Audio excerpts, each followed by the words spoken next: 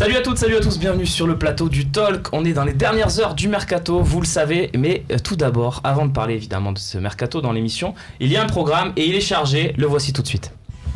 L'OM et Monaco se séparent sur le score de 2 partout. Beaucoup de débats dans cette émission autour de ce match, notamment le cas Payet qui fait beaucoup parler après ce match nul. On évoquera également Bouna Sarr, toujours très bon, avec un petit football fiction Mercato où on évoquera peut-être un départ. Et enfin, Guido Pizarro, la rumeur de ces derniers jours, argentin du FC Séville. Pour en parler, évidemment, on a notre petite tablée d'invités aujourd'hui. Yvan Lemay, tout d'abord, agent de joueur. Salut Yvan, toujours bonsoir, un plaisir de t'accueillir chez nous. Et David Ahmed, recruteur. Donc un recruteur pour 3, pour les stacks évidemment. Bonsoir.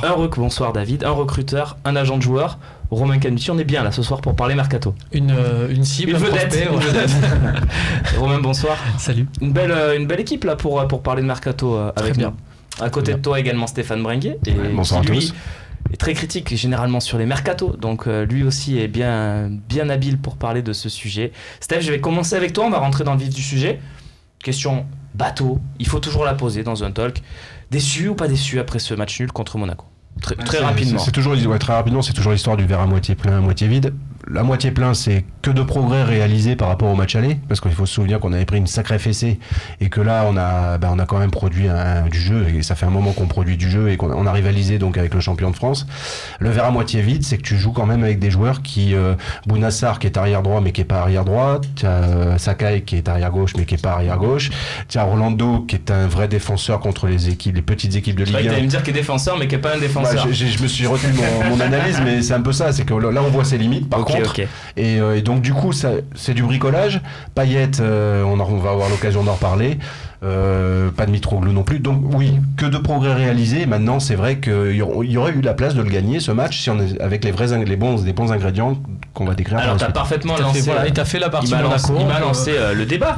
Puisque messieurs, on va se poser la question, une question un peu tactique, un peu technique, un peu mentale, mais pourquoi l'OM s'est arrêté de jouer à 2-1? À qui la faute? Parce que l'OM a pris l'avantage, on s'est dit ça y est, on prend les devants, et 2 minutes après il y a ce but encaissé. David, forcément tu as connu ce type de match où tu te dis on a pris l'avantage et direct derrière vous prenez un but. Qu'est-ce qui se passe à ce moment-là? Ça arrive souvent.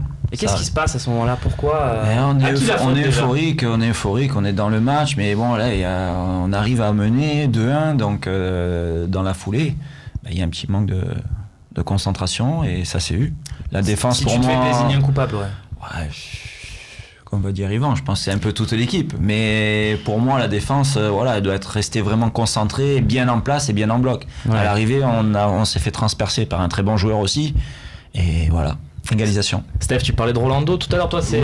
Oui, mais les 2 buts c'est un peu la même explication, c'est-à-dire qu'en fait on se fait avoir dans des phases de relance en fait où les deux défenseurs sont forcément très loin l'un de l'autre et c'est dur de dire que c'est la faute de la défense parce que j'estime que Rami a fait un excellent match et pas parce qu'il a marqué un but, pas parce qu'il a apporté des choses offensivement, mais il a fait un excellent match et Rolando c'est là où justement j'insiste pour dire sa limite, c'est que quand il a affaire à des gros joueurs et une grosse équipe, parce qu'on peut considérer en Ligue 1 Monaco comme une grosse équipe, ça devient beaucoup plus compliqué et hier il est passé au travers. Mais jamais aussi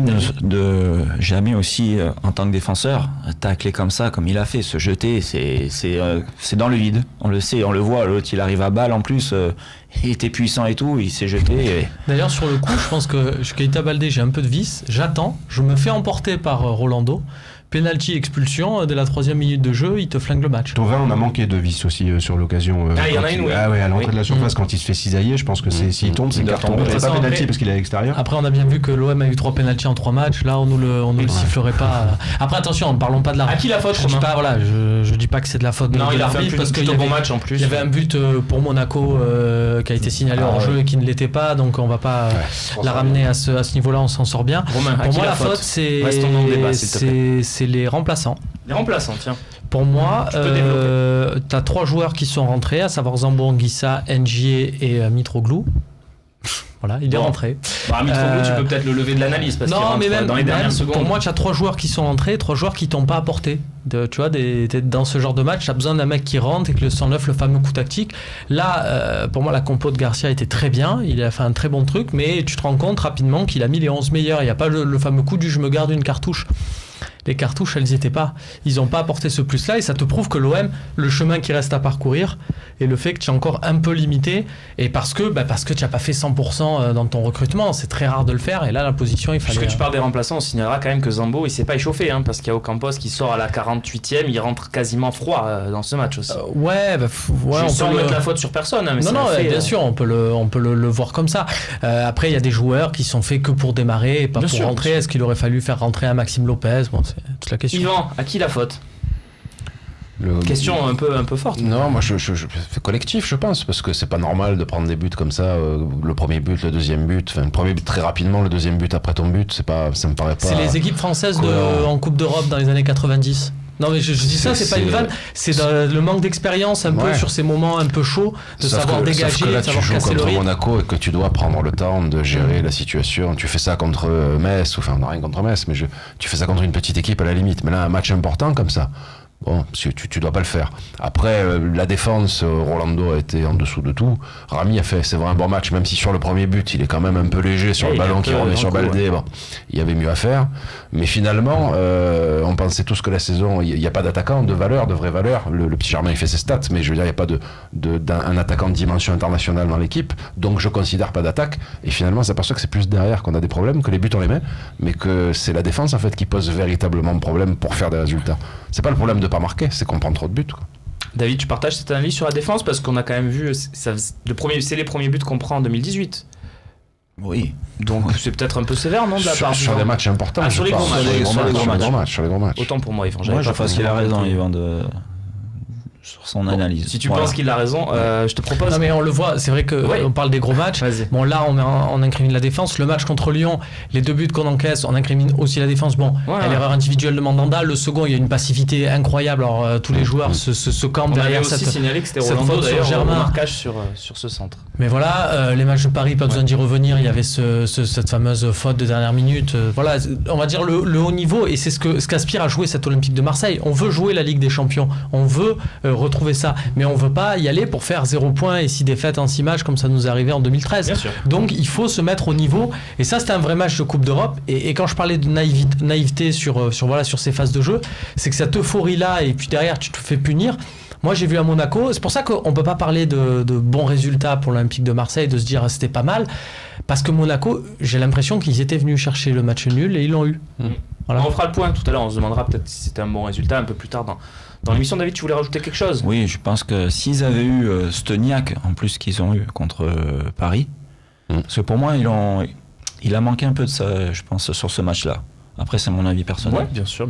Et ils auraient été encore plus concentrés sur le but pris dans la foulée, quoi. Et avec un Falcao inexistant et sans les marres. Oui, heureusement. Mais il y a aussi le syndrome du but en clair. Et je sais pas ça fait combien de temps, combien de matchs dans la saison où on a pris un but.